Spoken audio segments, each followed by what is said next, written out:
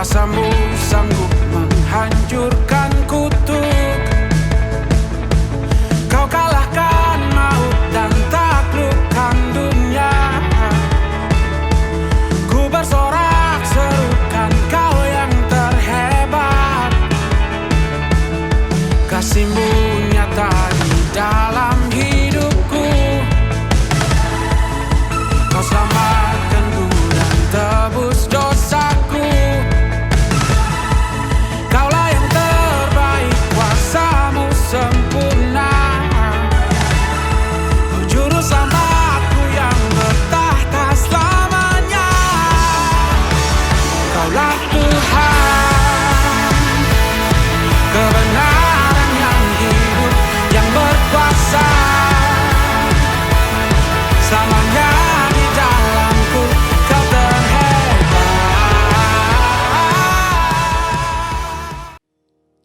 Puji nama Tuhan, haleluya. Kita bersyukur pada hari ini kita dapat beribadah kembali. Kita masih diberi kesempatan dan waktu untuk kita dapat memuji dan menyembah Dia. Mari sama-sama kita tundukkan kepala sebelum kita masuk dalam ibadah kita pada hari ini. Bapa kami yang ada di dalam surga, kami mengucap syukur dan berterima kasih Tuhan buat segala anugerah, kasih dan kemurahan Tuhan. Buat penyertaan Tuhan hari lepas hari hingga sampai saat hari ini kami boleh ada Tuhan. Kami berterima kasih buat segala kebaikan Tuhan, buat berkat-berkat yang Tuhan berikan dalam hidup kami. Terlebih berkat kekuatan, kesehatan dalam tubuh kami. Terima kasih banyak Tuhan Yesus. Kami berdoa Tuhan untuk ibadah hari ini, dimanapun kami berada saat ini Tuhan. Mari Engkau urapi setiap kami, Engkau jamah setiap kami. Engkau satukan kami di dalam roh-Mu, satukan kami di dalam kasih-Mu. Kami siap untuk memuji, menyembah Engkau, meninggikan dan memuliakan nama Tuhan yang ajaib dan berkuasa. Terima kasih banyak Tuhan Yesus. Kami juga berdoa Tuhan, apabila ada di antara kami yang saat ini dalam keadaan sakit, kami percaya Tuhan oleh kuasa bilur darah Yesus, segala kuasa sakit penyakit disembuhkan, yang dalam keadaan lemah dikuatkan, yang dalam keadaan masalah Tuhan berikan jalan keluar dan kemenangan. Terima kasih banyak Tuhan Yesus. Kami juga berdoa bagi hamba-Mu yang akan menyampaikan isi hati-Mu, urapi lidah dan bibir mulut hamba-Mu. Kami siap menerima berkat kekuatan yang baru daripada kuasa firman-Mu. Terima kasih banyak Tuhan Yesus. Di dalam nama Tuhan kami Yesus Kristus, kami sudah berdoa dan mengucap syukur. Haleluya. Amin.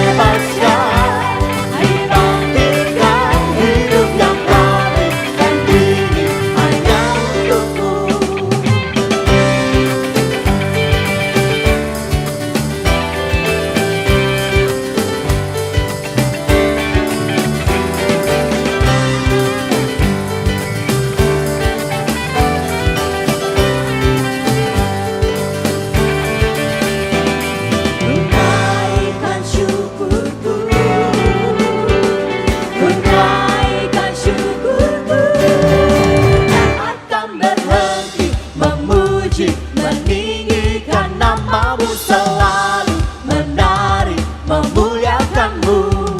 Dibebaskan, dibangkitkan, hidup yang kau beri dan kini hanya untukmu. Menari, memuji, meninggikan namamu, selalu menari, memuliakanmu. Dibebaskan, dibangkitkan, hidup yang kau beri dan kini hanya untukmu. Dibebaskan, dibangkitkan, hidup yang kau beri dan kini hanya untukmu. Dibebaskan, dibangkitkan, hidup yang kau beri dan kini hanya untukmu.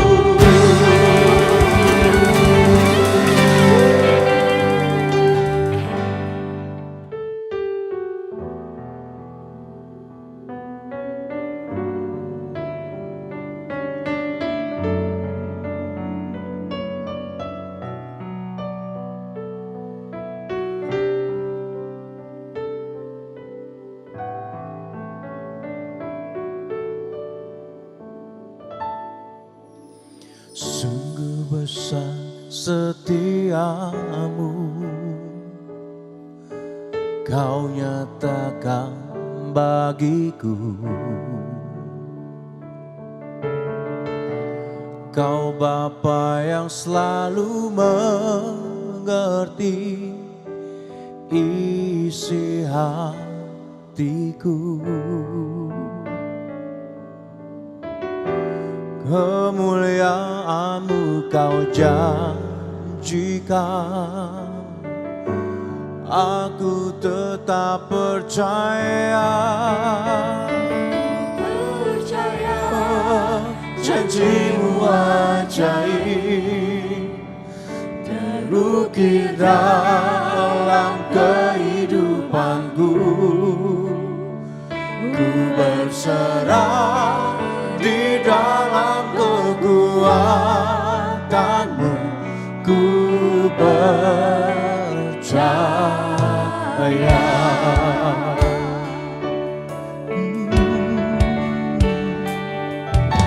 Sungguh besar setiamu, kau nyatakan bagiku. Kau Bapa yang selalu mengerti isi hatiku. Kemuliaan-Mu kau janjikan, aku tetap percaya. Ku percaya janji-Mu ajaib, terukir dalam kehidupanku. Ku berserah di dalam kekuatan-Mu, hanya Kau segalanya bagiku. Ku percaya janji-Mu ajaib, terukir dalam kehidupanku. Ku berserah di dalam kekuatan-Mu, ku percaya.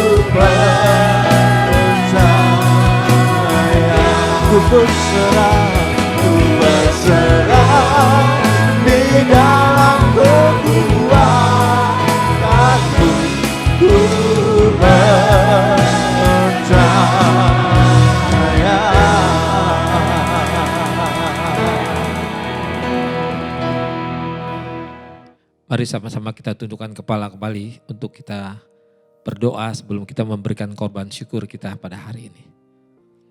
Kembali kami mengucap syukur kepadamu Tuhan, buat waktu dan kesempatan yang Tuhan masih berikan kepada kami untuk kami belajar memberikan korban syukur kami kepadamu Tuhan.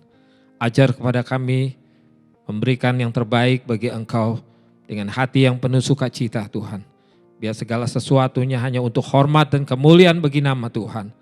Berkati tangan-tangan yang memberikan korban syukur pada hari ini. Di dalam nama Tuhan kami Yesus Kristus, kami berdoa dan mengucap syukur. Haleluya. Amin. Bapak, Ibu, Saudara sekalian dapat memberikan persembahan melalui nomor rekening berikut ini.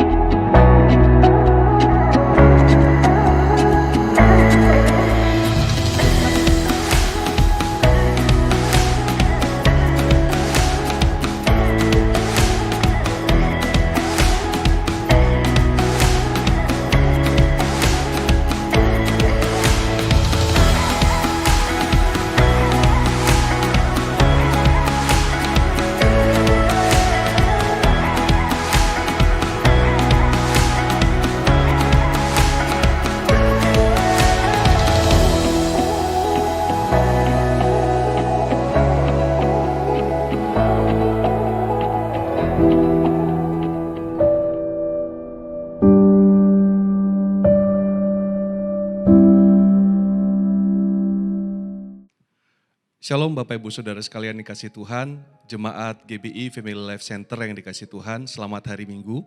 Mari kita bersama-sama kita mendengarkan suara Tuhan. Sebelum kita mendengarkan suara Tuhan, saya undang kita semua untuk berdoa bersama. Kami bersyukur Tuhan untuk kasih karunia Tuhan yang begitu besar dalam hidup kami. Terima kasih untuk pemeliharaan Tuhan sampai dengan saat ini dan selama-lamanya bagi kami. Tuhan, kami saat ini datang kepada Tuhan. Kami rindu mendengarkan suara-Mu, kiranya perdengarkan suara-Mu bagi kami. Urapi setiap kami Tuhan, buka hati kami, pikiran kami, sehingga kami bisa melihat Engkau Tuhan. Dan urapi hamba-Mu Tuhan, pakai hamba-Mu untuk menyampaikan isi hati-Mu Tuhan. Terima kasih Tuhan Yesus, hanya di dalam nama Tuhan Yesus Kristus kami berdoa dan mengucap syukur, haleluya, amin. Bapak Ibu Saudara sekalian dikasih Tuhan, hari ini saya akan menyampaikan firman Tuhan yang berjudul Rahasia Rasa Cukup. Rahasia Rasa Cukup. Mari kita buka firman Tuhan yang diambil di dalam Filipi 4 ayat 10 sampai dengan ayat ke-20. Filipi 4 ayat 10 sampai dengan ayat ke-20. Demikian firman Tuhan. Aku sangat bersukacita dalam Tuhan, bahwa akhirnya pikiranmu dan perasaanmu bertumbuh kembali untuk aku. Memang selalu ada perhatianmu, tetapi tidak ada kesempatan bagimu. Kukatakan ini bukanlah karena kekurangan, sebab aku telah belajar mencukupkan diri dalam segala keadaan. Aku tahu apa itu kekurangan, dan aku tahu apa itu kelimpahan.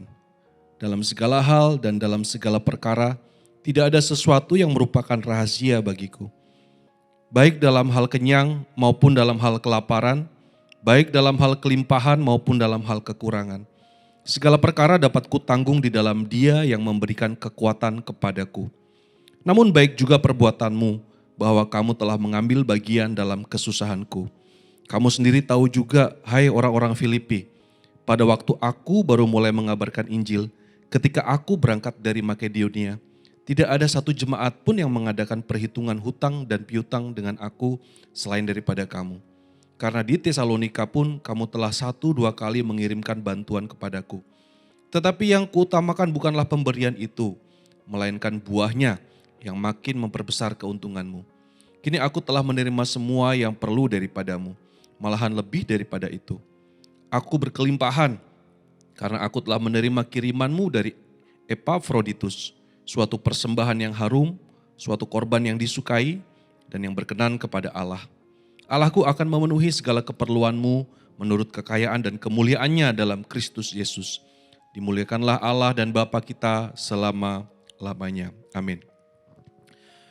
Memiliki rasa cukup bukan merupakan sifat alami dari manusia. Sifat alami dari manusia adalah tidak pernah merasa cukup. tidak pernah merasa puas, tidak pernah merasa cukup atas harta yang dimiliki, tidak pernah merasa cukup atas kesenangan-kesenangan yang sudah dinikmati, tidak pernah merasa cukup atas status, tidak pernah merasa cukup atas pencapaian dan seterusnya.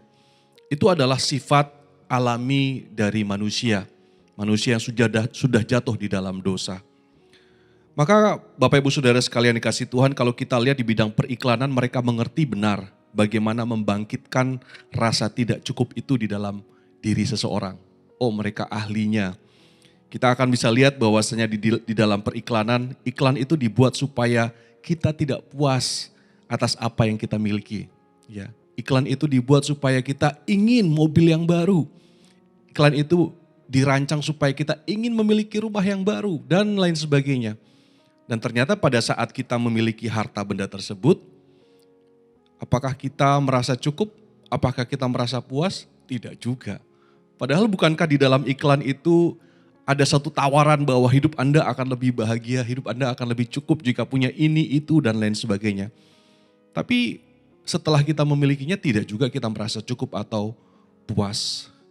Mobil baru paling hanya memberikan kesenangan 1, 2, atau 3 tahun.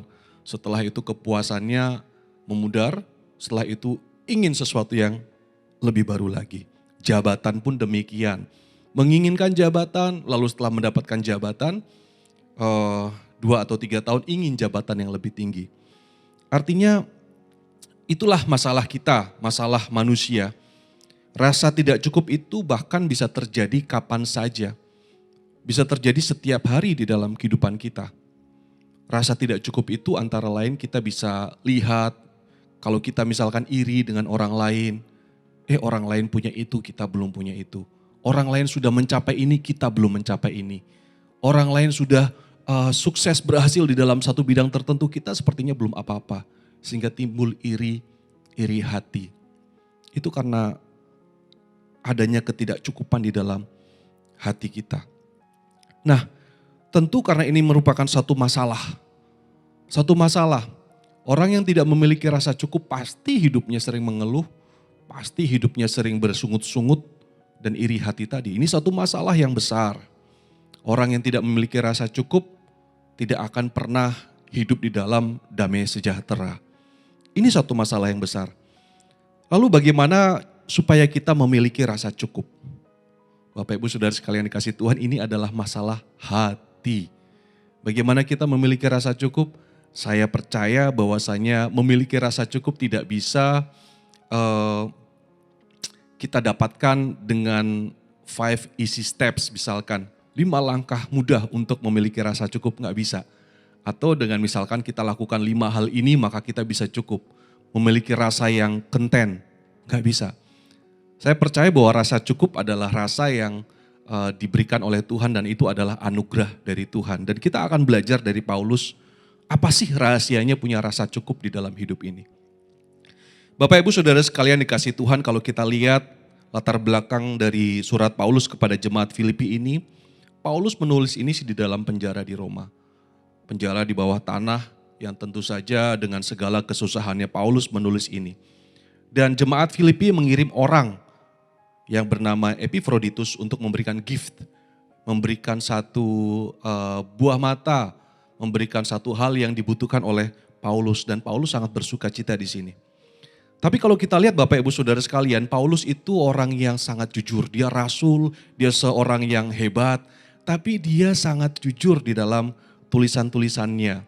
Kita bisa melihat Paulus berduka cita pada saat teman-temannya meninggalkan dia. Kita lihat bahwa Paulus kadang-kadang merasa kesedihan, dan kita akan bisa lihat bahwasanya Paulus juga belajar untuk memiliki rasa cukup. Nah, kita lihat di dalam Filipi 4 ayat 12. Paulus mengatakan, "Aku tahu apa itu kekurangan dan aku tahu apa itu kelimpahan. Dalam segala hal dan dalam segala perkara tidak ada sesuatu yang merupakan rahasia bagiku, baik dalam hal kekurangan, tidak ada sesuatu yang merupakan rahasia bagiku, baik dalam hal kenyang maupun dalam hal kelaparan, baik dalam hal kelimpahan maupun dalam hal kekurangan. Jadi Paulus itu pernah merasakan kekurangan, Paulus itu pernah merasakan kelimpahan, dan dia katakan bahwa dalam segala sesuatu itu tidak ada satu hal yang rahasia, dia bisa memiliki rasa cukup, bisa memiliki rasa cukup. Di dalam hal kelimpahan dia tidak muncul satu rasa keinginan ingin lebih lagi, lebih lagi, lebih lagi. Itu adalah sifat yang wajar Bapak Ibu Saudara sekalian buat orang yang berdosa. Pada saat kelimpahan, pada saat materi banyak, justru dia di situ timbul rasa ingin lebih lagi, lebih lagi, lebih lagi. Sehingga menimbulkan sifat greedy, serakah. Tapi ada juga orang yang di dalam kekurangan, dia memiliki sikap yang terus mengeluh, bersungut-sungut dan lain sebagainya. Menyalahkan orang lain, menyalahkan keadaan. Sehingga mengakibatkan hidupnya ya mungkin di dalam satu kesusahan yang besar. Ya, itu karena dia belum memiliki rasa cukup. Tapi bagi Paulus ini bukan satu rahasia. Bukan satu rahasia, dan kita akan belajar Bapak Ibu Saudara sekalian ada 3 hal di sini. Bagaimana Paulus bisa memiliki rasa cukup. Dan saya berharap kita semua belajar dari sini. Ya, karena pada saat Paulus mengatakan aku belajar, artinya dia juga bukan seorang superhero yang tahan banting dalam segala situasi. Tapi dia belajar untuk bisa memiliki rasa cukup. Yang pertama, ayat ke-11. Kukatakan ini bukanlah karena kekurangan, sebab aku telah belajar mencukupkan diri dalam segala keadaan. Kukatakan ini bukanlah karena kekurangan, sebab aku telah belajar mencukupkan diri dalam segala keadaan. Pada ayat ke-11. Ternyata untuk memiliki rasa cukup, Paulus itu belajar Bapak Ibu Saudara sekalian. Rasa cukup itu bukan sesuatu yang dimiliki pada saat seorang terima Kristus maka langsung akan rasa cukup. Suddenly, tiba-tiba. Enggak seperti itu. Paulus kalau kita lihat ini di masa tuanya, pada saat rambutnya sudah beruban, pada saat tubuhnya sudah rentah. Tapi dia dikatakan dia belajar mencukupkan diri dalam segala keadaan. Paulus pernah mengalami kesusahan, tentu saja. Paulus pernah mengalami kelimpahan, tentu saja. Tapi dia belajar untuk mencukupkan diri dalam keadaan tersebut. Belajar Bapak Ibu. Kalau Bapak Ibu saat ini sedang di dalam kelimpahan, sedang maju, sedang sukses, kadang-kadang timbul sifat greedy. Aku mau lebih lagi maju, lebih sukses lagi, lebih berhasil, ingin lebih lagi. Tapi belajarlah mencukupkan diri, sudah enough. Paulus belajar di dalam kelimpahan. Dan juga pada saat dia di dalam kekurangan, Paulus sering di dalam kehidupannya merasa kekurangan pasti. Gak ada apa-apa, gak ada apapun yang dia miliki. Tapi dia belajar untuk cukup, tidak mengeluh, dia belajar. Dan Bapak Ibu Saudara sekalian dikasih Tuhan, belajar itu artinya sedikit demi sedikit. Sedikit demi sedikit. Kehidupan kita sebagai orang Kristen adalah kehidupan yang merupakan satu perjalanan panjang Bapak Ibu Saudara sekalian. Bagaikan pertandingan lari maraton yang panjang sekali. Diperlukan endurance, diperlukan daya tahan, diperlukan kekuatan yang terus bisa memampukan kita untuk terus berjalan sampai dengan finish well. Terus berlomba sampai dengan akhir. Dan Bapak Ibu Saudara sekalian, janganlah kita menjadi seperti seorang monster iman. Artinya tiba-tiba kita menjadi seorang yang luar biasa, monster iman.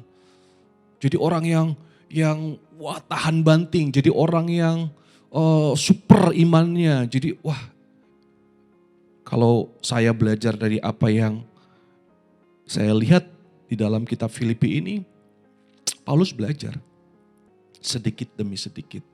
Dalam satu episode kehidupannya dia berkelimpahan, dia belajar mencukupkan diri. Ada episode lain di mana dia kekurang, dia belajar mencukupkan diri. Dia belajar sedikit demi sedikit. Belajarnya di mana?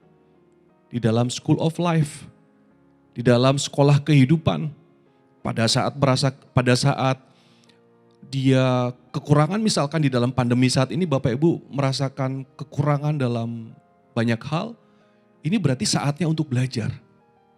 Saatnya untuk belajar, mencukupkan diri dalam segala sesuatu.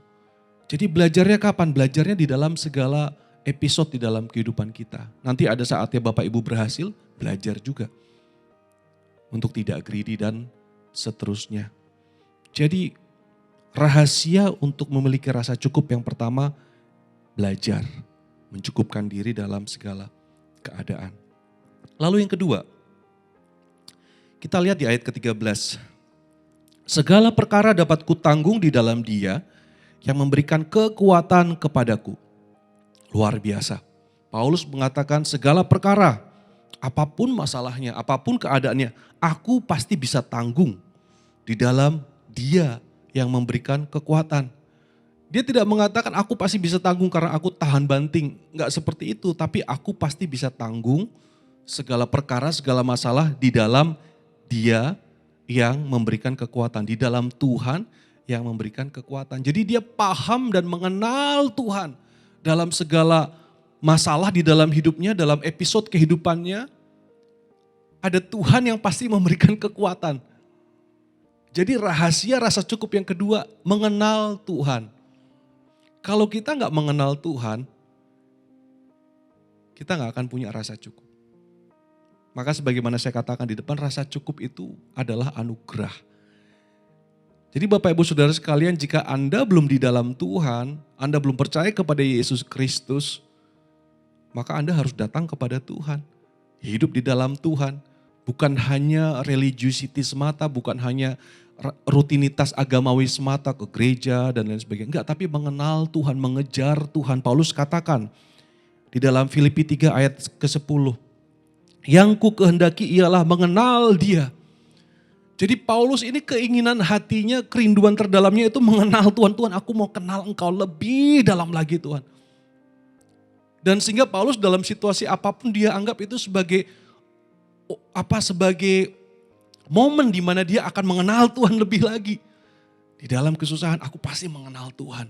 Aku pasti mengenal Tuhan dan melewati masa ini dengan pengenalan yang lebih lagi akan Tuhan. Itu yang ada di dalam passion dia, mengenal Tuhan lebih lagi, mengenal Tuhan lebih lagi. Aku ingin mengenal Tuhan melebihi apapun. Sehingga kelimpahan dan kekurangan itu gak jadi masalah buat dia. Justru menjadi alat untuk dia bisa mengenal Tuhan. Penderitaan itu justru menjadi momen, menjadi satu alat untuk dia bisa mengenal Tuhan lebih lagi. Mengenal Kristus lebih lagi. Yang ku kehendaki, Filipi 3 ayat 10, ialah mengenal Dia dan kuasa kebangkitannya dan persekutuan dalam penderitaannya, yang mana di mana aku menjadi serupa dengan Dia dalam kematiannya. Karena dia mengenal Tuhan dan itu yang ada di dalam passion dia. Dia juga kenal bahwasanya aku sudah melalui semuanya. Setiap masalah di dalam hidupku pasti ada kekuatan dari Tuhan. Pasti setiap perkara aku bisa tanggung di dalam Tuhan. Itu karena dia mengenal Tuhan. Bapak Ibu, apakah engkau mengenal Kristus?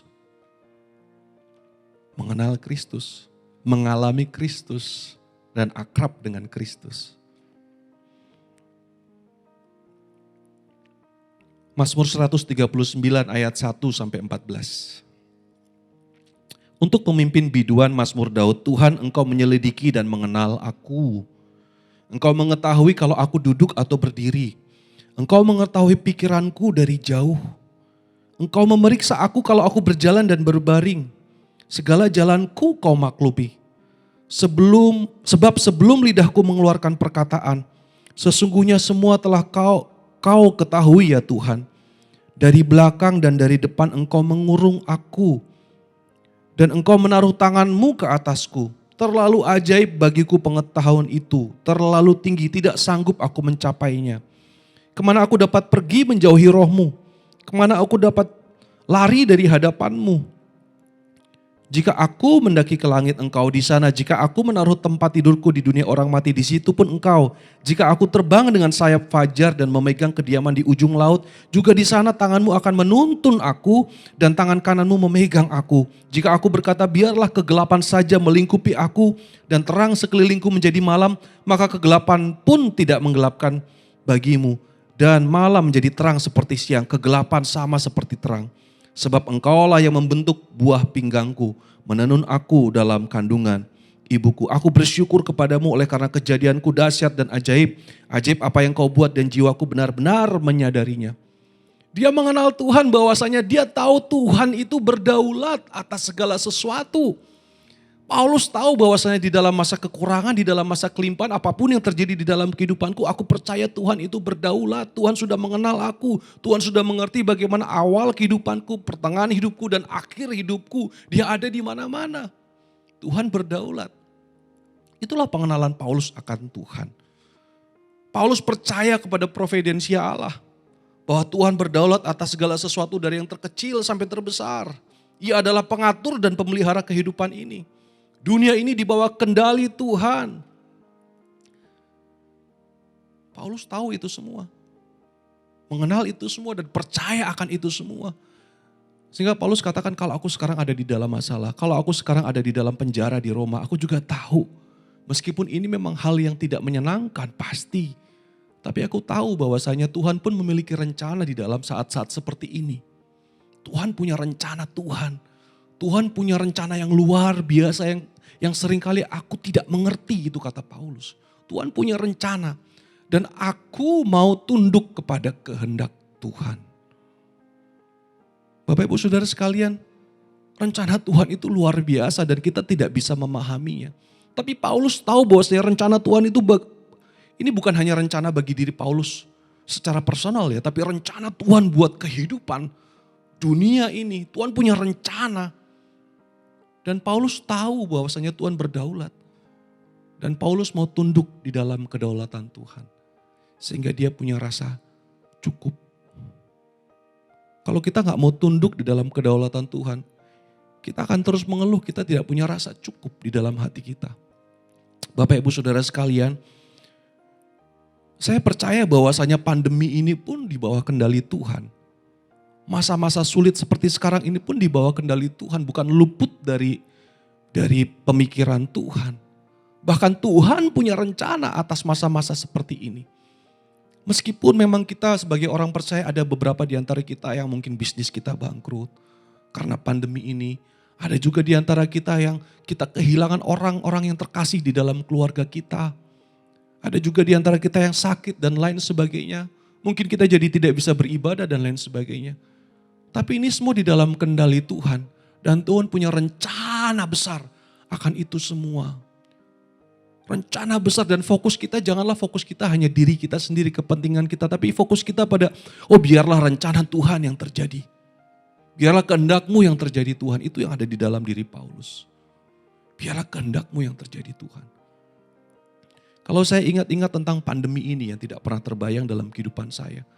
Tetapi ini yang saya pahami ya, tentu saja Bapak Ibu punya pemahaman yang berbeda atas situasi saat ini. Saya melihat bahwasanya Tuhan bekerja luar biasa lewat pandemi ini. Saya sebagai hamba Tuhan melakukan banyak pelayanan. Seperti hari ini saya melayani, memberikan pelatihan bimbingan pranikah kepada 300 sekian orang. Dan itu ada yang dari Papua, ada yang dari Manado, ada yang dari Australia, ada yang dari BPLN Asia. Dari seluruh penjuru bumi. Ya. Sebelumnya tidak pernah itu semua terjadi, nggak pernah Bapak Ibu, tidak pernah. Tapi karena pandemi ini kita tahu yang ada yang namanya Zoom dan lain sebagainya, kita bisa melakukan hal tersebut secara efektif. Kita nggak perlu, kalau dulu misalkan ke Malaysia misalkan, kita perlu mengeluarkan biaya begitu banyak, wah luar biasa. Membuat suatu konferensi keluarga misalkan atau acara pelatihan seminar segala macam, begitu besar yang harus kita keluarkan. Dan memang saat itu harus, karena itu satu kebutuhan. Daerah-daerah memerlukan, tapi sekarang ternyata karena pandemi ini saya melihat, ini gak pernah terpikirkan. Kita bisa melakukan hal-hal yang luar biasa. Paulus mengatakan ya, bahwa apa yang terjadi atasku ini akan membawa kemajuan bagi Injil. Itu luar biasa.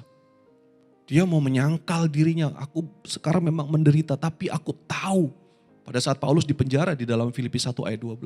Kalau aku di penjara ternyata Injil justru bisa apa? Justru bisa diterima atau diketahui oleh orang-orang istana di Romawi pada saat itu. Jadi ini yang Paulus inginkan. Datanglah kerajaan-Mu di bumi seperti di surga. Dan aku mau tunduk di bawah kehendak-Mu. sehingga dia bisa menjadi hamba Tuhan yang memiliki rasa puas. Bapak Ibu Saudara sekalian, dan yang ketiga, bagaimana supaya kita memiliki hidup dengan rasa cukup. Yang ketiga, kita lihat dalam ayat 14 sampai dengan ayat ke-18. Namun baik juga perbuatanmu bahwa kamu telah mengambil bagian dalam kesusahanku. Kamu sendiri tahu juga, hai orang-orang Filipi, pada waktu aku baru mulai mengabarkan Injil, ketika aku berangkat dari Makedonia, tidak ada satu jemaat pun yang mengadakan perhitungan piutang-piutang dengan aku selain daripada kamu. Karena di Tesalonika pun kamu telah 1-2 kali mengirimkan bantuan kepadaku. Tetapi yang kuutamakan bukanlah pemberian itu, melainkan buahnya yang makin memperbesar keuntunganmu. Kini aku telah menerima semua yang perlu daripadamu, malahan lebih daripada itu. Aku berkelimpahan, karena aku telah menerima kirimanmu dari Epafroditus, suatu persembahan yang harum, suatu korban yang disukai dan yang berkenan kepada Allah. Fokus saya pada ayat ke-18. Paulus di sini dikatakan, aku telah menerima semua yang perlu daripadamu. Malahan lebih daripada itu, aku berkelimpahan. Saya melihat di sini, saya membayangkan apa sih yang diterima Paulus sampai dia kok kayaknya berkelimpahan banget. Tapi yang saya dapatkan dari sini adalah dia bersyukur atas hal-hal kecil yang ada di dalam hidupnya. Itu membuat dia memiliki rasa cukup. Bapak Ibu Saudara sekalian, kita bisa belajar dari Paulus. Apa sih hal-hal yang kita terima dalam kehidupan kita? Hal-hal kecil mungkin. Banyak hal yang bisa kita syukuri dalam hidup ini. Kita bersyukur untuk anak-anak kita, kita bersyukur atas keluarga kita, orang tua kita bersyukur atas pekerjaan kita. Oh, pada saat yang lain kena PHK saya masih kerja. Kita bersyukur atas kesehatan kita. Kita bersyukur kita masih bisa menghirup udara segar. Banyak hal yang sebetulnya kita bisa syukuri. Dan Paulus di sini dia mensyukuri pemberian dari jemaat di Filipi. Dia katakan, aku sekarang berkelimpahan. Wah, luar biasa. Bapak Ibu, jika kita berlimpah dengan ucapan syukur atas apa yang ada di dalam kehidupan kita, tidak perlu kita membayangkan sesuatu yang nanti akan terjadi besar. Enggak, hal-hal kecil di dalam kehidupan kita, kita syukuri itu. Kalau kita masih punya 2 kaki, bisa berjalan, kita syukuri itu. Kalau kita masih punya mata untuk bisa melihat, kita syukuri itu. Maka kita akan memiliki rasa cukup di dalam kehidupan kita. Bapak Ibu Saudara sekalian kasih Tuhan, marilah kita belajar dari Paulus, memiliki rasa cukup. Segala perkara dapat kutanggung di dalam Dia yang memberi kekuatan kepadaku. Mari Bapak Ibu Saudara sekalian, mari kita angkat satu pujian bersama-sama yang akan dinaikkan oleh Saudara Boris.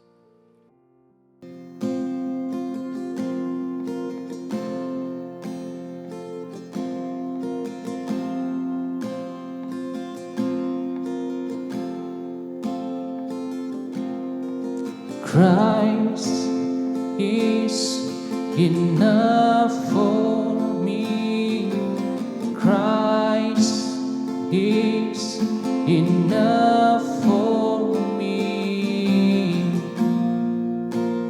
Everything I need is in you. And everything I need, Christ is my reward and all of my devotion.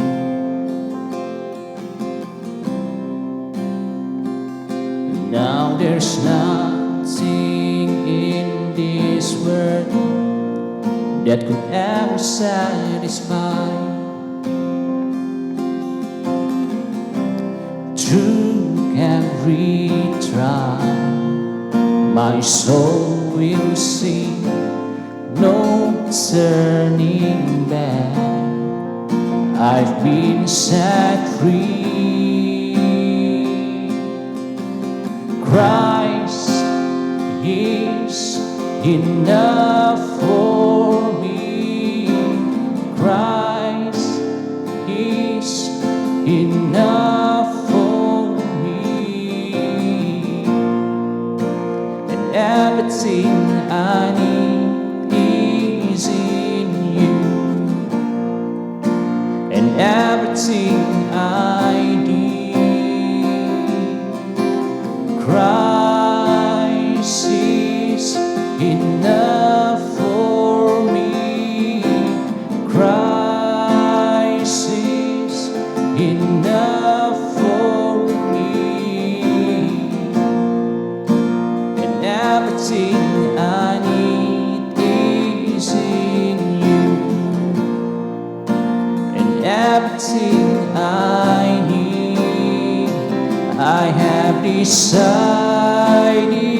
to follow Jesus, no turning back, no turning back.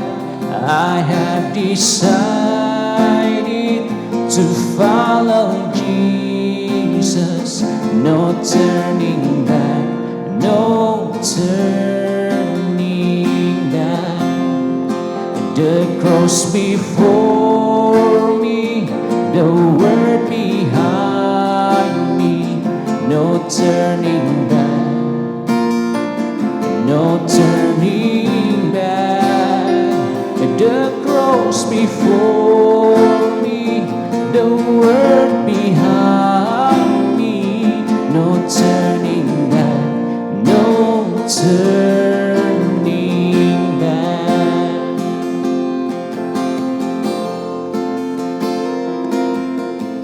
Christ is enough for me. Christ is enough for me, and everything I need is in you, and everything I need.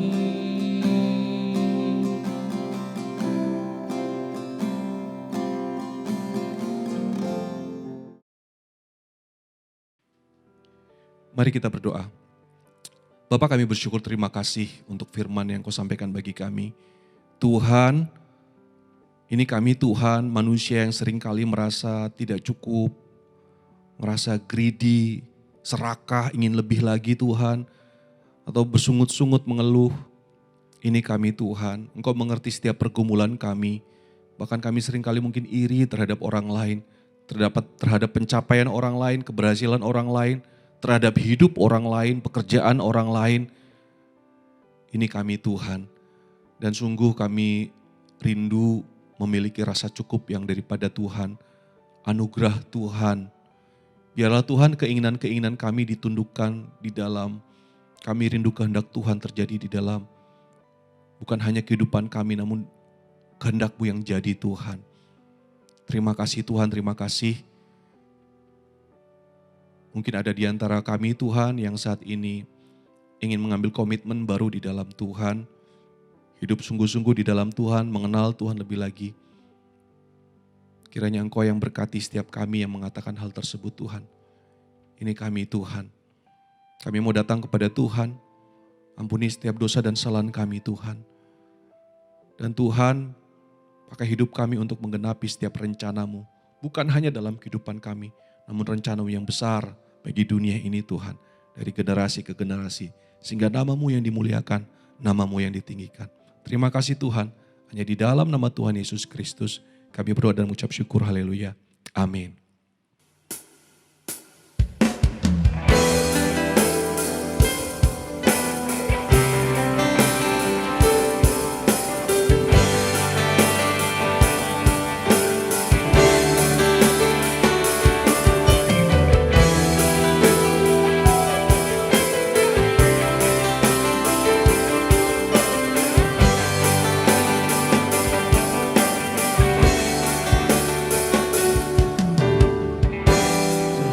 Berkati dan lindungi, sinari dengan wajah-Nya dan beri karunia.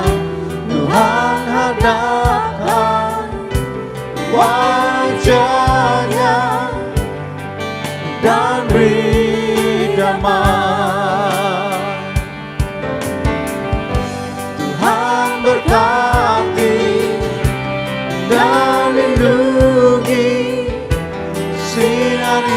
dengan wajahnya dan beri karunia. Tuhan hadapkan wajahnya dan beri damai.